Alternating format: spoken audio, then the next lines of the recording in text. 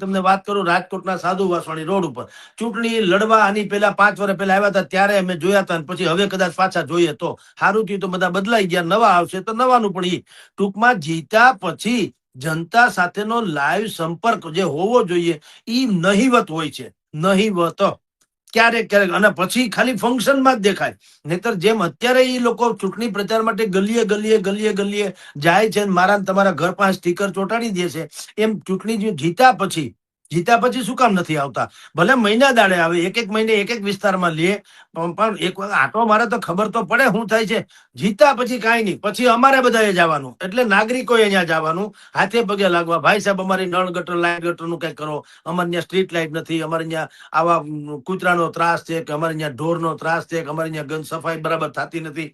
એ અમારે એને કાયદેસરની અરજ કરવાની ગરજ પ્રમાણે.